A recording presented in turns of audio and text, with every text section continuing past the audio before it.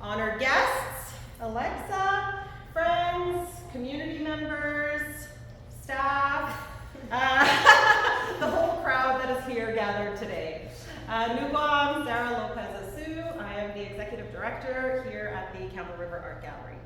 It's an honor to welcome Alexa Heenan, our guest curator, for the exhibition Material as Archive, featuring artworks by Marika St. Yeo. Not only is the work both stunning, it was precious as we were unboxing it, but it's also deeply meaningful. Marika's vessels show us that despite our cracks and our fissures, we can be beautiful. It shows us that even when we're broken, we can be whole. And perhaps most importantly, and particularly in recognition of Indigenous ways of knowing, that materials are indeed archive. That objects hold meaning, that they are a sum of their history, of their experiences. These serve as a reminder that artifacts are indeed living historical documents that belong with their legitimate title holders. And for this reason, it's important for the crag to show this type of work, to show this work. We are on the unceded territory of the Likwata people, the Weewakam, Weewakai, and Klika First Nations. And their living historical archives are all around us. It's in the poles that grace our landscape. It's in the form line that we see in their artworks. And it's in the stories and the songs that we're fortunate to hear. So as such, I'd like to invite Higame Yahiwigi to welcome this work and to share a few words.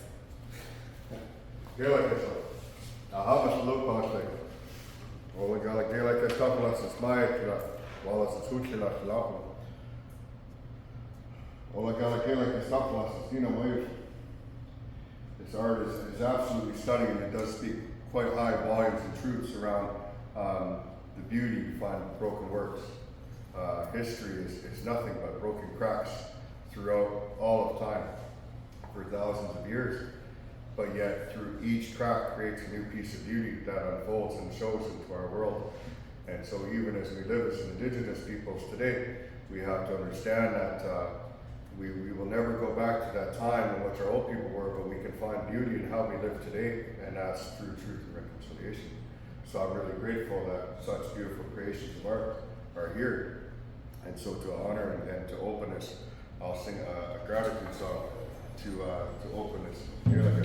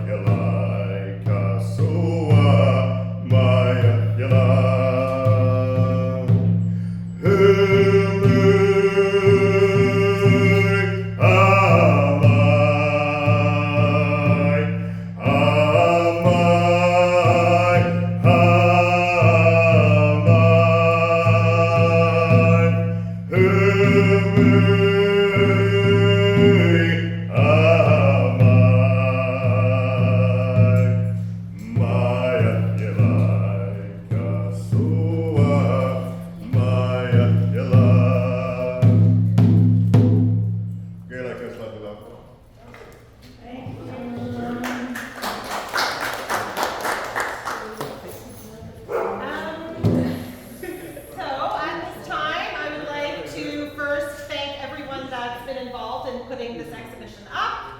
Alexa, of course, for your curatorial skills and expertise. Janelle Kosechnik, our curator of contemporary art, who kind of holds us all together.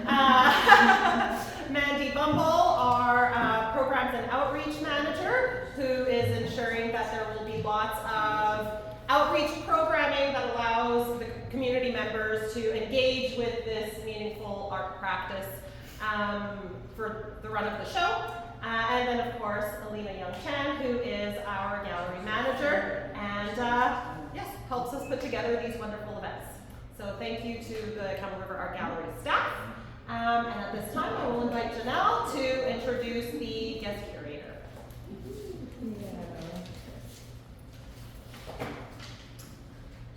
Okay, well, thank you so much.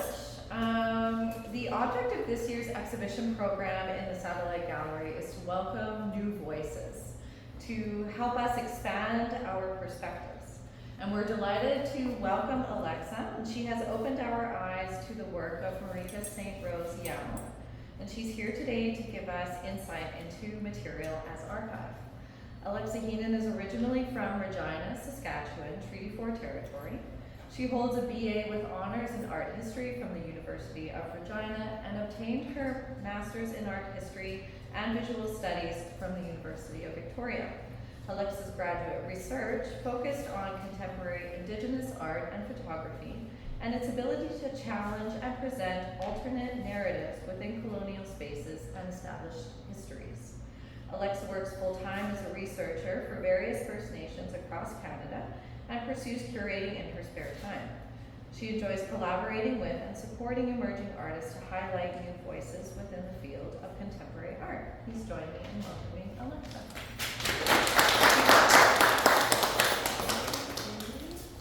You guys switch the camera. Am I like lost over here, or is it? Get on my stool.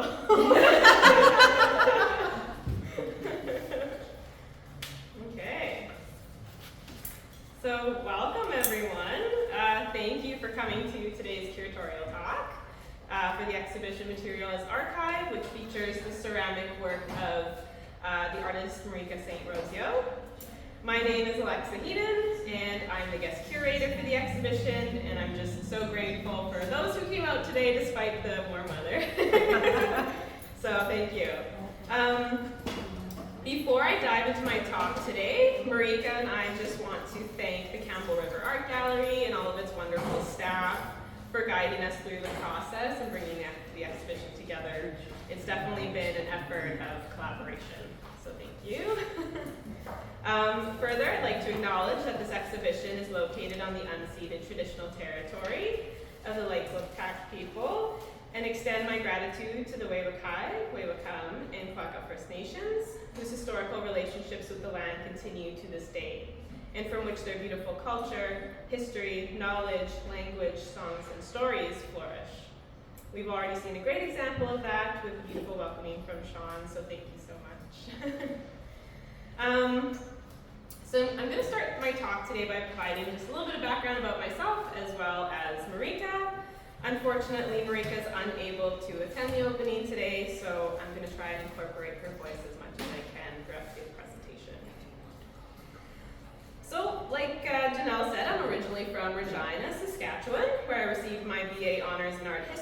from the University of Regina, and then I came to Victoria in 2017 and received my MA in Art History and Visual Studies from the University of Victoria. So I've been here ever since, and I do research on behalf of First Nations across Canada. So this exhibition is a passion side project of mine, which has come together over the past few years. However, it was during my undergrad at the University of Regina that I actually met Marika and became familiar with her work. We had a few courses together, and it actually turned out that she went to school with my partner Elijah, so that was a nice little connection. Small world. So, yeah. As an art history student, I will admit that we can sometimes get lost in our books and exhibition critiques, but I've always been adamant about supporting and getting to know the artists that are emerging alongside you at university. Because they're going to be the next generation of established artists, which we see Marika coming up with her great work now. So Marika and I convocated the same year, which I believe was 2015, which feels like ages ago now. And I had the privilege of attending her BFA show, where she created 3 monumental vases, similar to the ones on display today, but they were 6 feet tall, so maybe my height now, I don't know. 6 feet tall, and about 2 feet wide. And I was in awe of this work that she created and pulled everything together in time for that exhibition. So all these little shards that she was creating during our studio visits became these large-scale vessels of beauty and fragility. And it takes a lot of attention to detail and a strong and confident knowledge of clay for these vessels to come together as they did. And it was during these studio visits that Marika really opened my eyes to a medium I had somewhat neglected, but have been fascinated with ever since. I love ceramics now. And one interesting thing about Saskatchewan is that it actually has a really rich history in ceramics, and I was finally able to appreciate it thanks to Marika. And I believe it was at her BFA show that I promised her that I would one day curate an exhibition of her work. And when I discovered that Marika was in Vancouver pursuing her PhD, I knew I finally had the opportunity to make this dream come true. We were both in the same place at the same time, and we were going to be here for a while. And it definitely took a while. Roughly 8 years since I made that promise, but here we are with this exhibition. It's been a long journey, and I thank Marika so much for being so patient with me as I've navigated this crazy art world that we live in. So Marika has just completed her PhD in Critical and Creative Social Justice Studies through the Institute of Gender, Race, Sexuality, and Social Justice at the University of British Columbia. This program is actually the first of its kind, bringing together artists, writers, and filmmakers to learn about the arts and their connection to a pursuit of justice in the global present. Marika's artistic works and research are connected with healing, justice, and transformation through creative practice. So now that you know the story behind how this exhibition came about for both Marika and I, which I thought was important to highlight since it's been a labor of love and friendship and an act of great determination, we can now turn our attention to what the exhibition is about. So Material as Archive frames Marika's ceramic vessels as living archives of knowledge, experience, culture, memory, and histories that are interconnected, overlapping, and merging. Through a combination of coil and slab building techniques, the vessels are formed to echo both coal pots of the Caribbean and 18th century decorative vases. Marika's familial ties to Europe, West Africa, and the Caribbean are equally reflected in the surface designs that borrow from organic and geometric patterns of Gothic fabric to William Morris floral prints of the arts and crafts movement.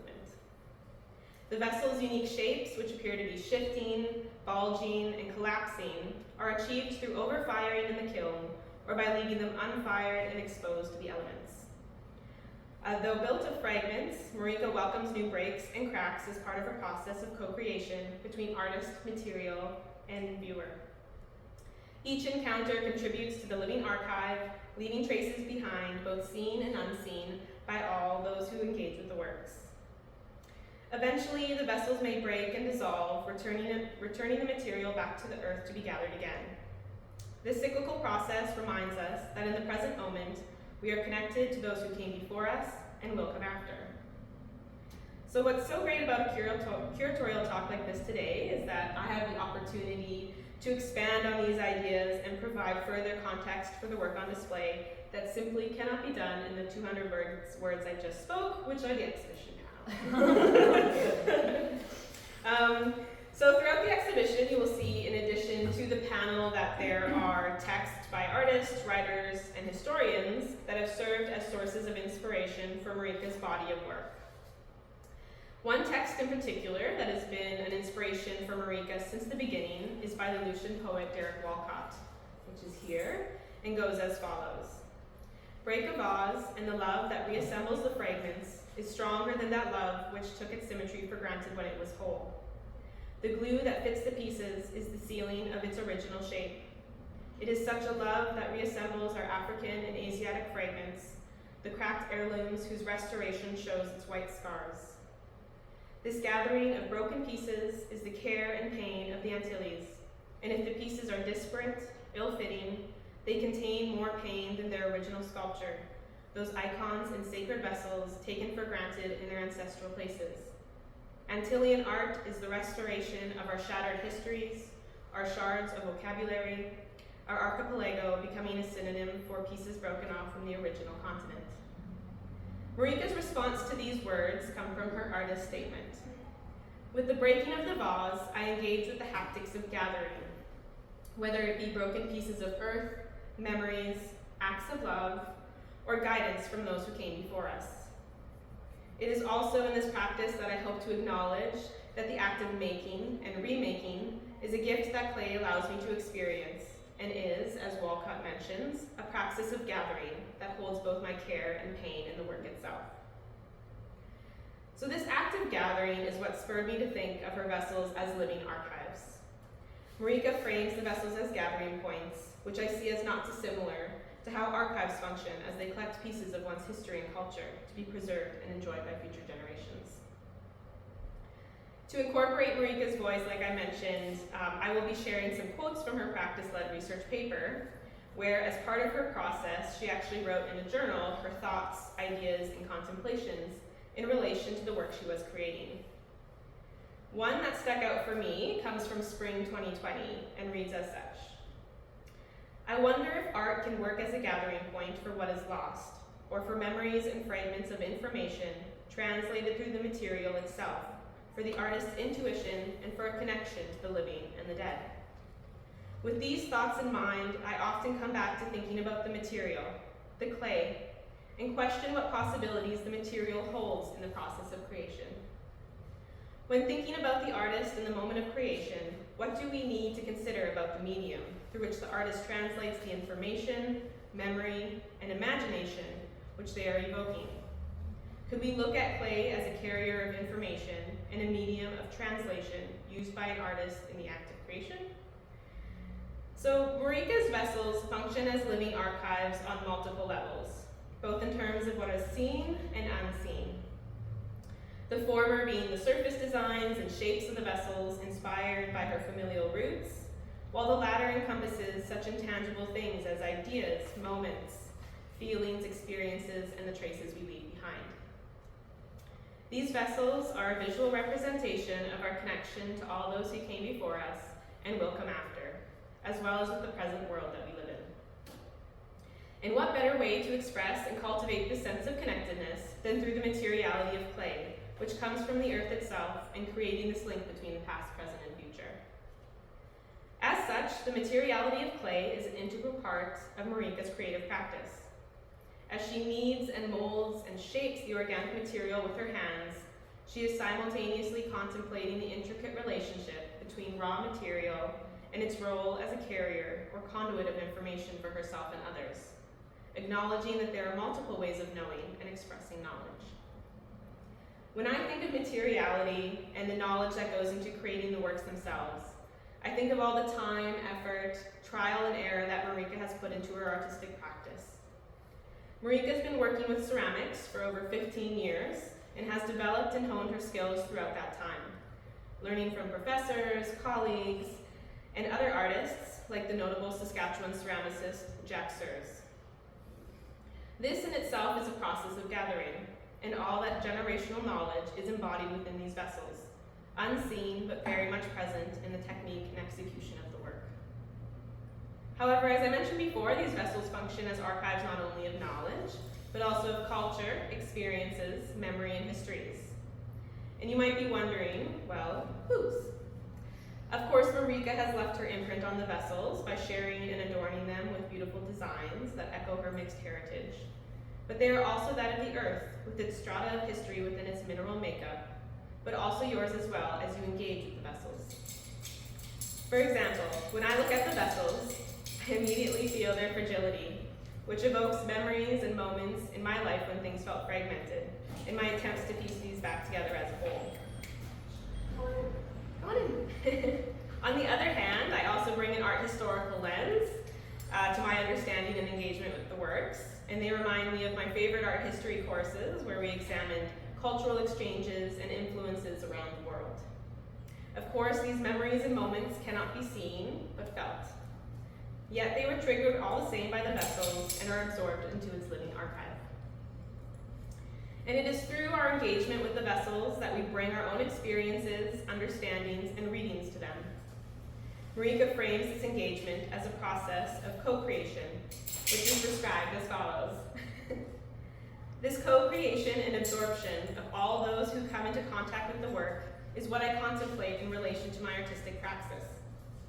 In allowing the work to be handled and touched, possibly breaking or transforming the work altogether, the work absorbs all the moments of aesthetic co-creation or touch that it encounters, ultimately transforming and introducing an indeterminate space-time where the artwork evades being fully known, controlled, and determined. So I absolutely love this idea that we are all part of these works and that we play a role within their making.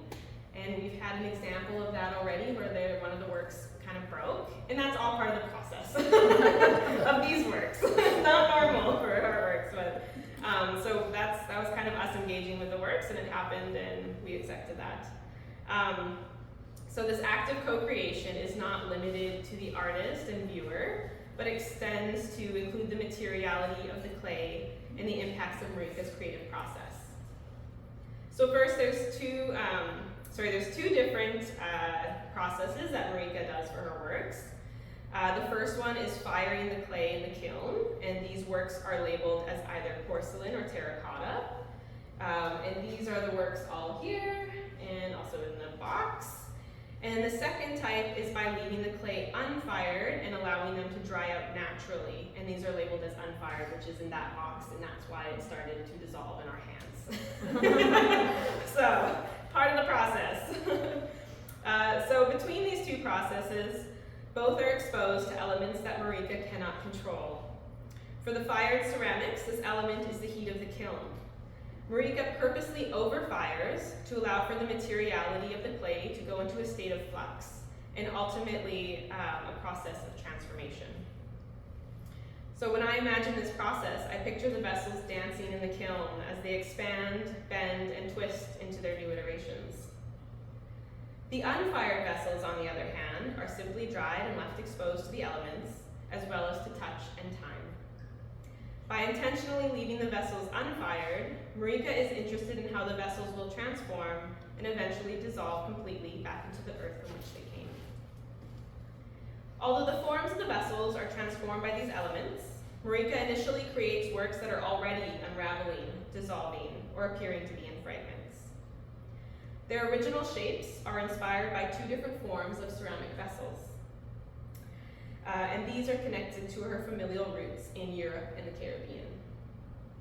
The first of these forms is inspired by the 18th century grand vases that were common in Western Europe, particularly in England and France.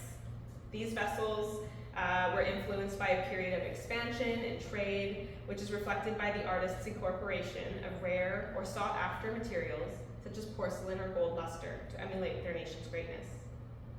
Marika mirrors this history with a number of the works being porcelain and the edges of the shards adorned with gold. The second form of ceramic vessel is that of the coal pot, which is often used in Caribbean functional ware. The coal pot is described as having a hollow, cylindrical post that flares open at the top. At the bottom of the cylindrical post is an empty space where the coals are placed to heat the food. This pot is described as being made through the technique of pinch pot or coil building, like much of the functional ceramic ware in the Caribbean. And all of her vases have no bottom, they are all open-ended like that coal pot.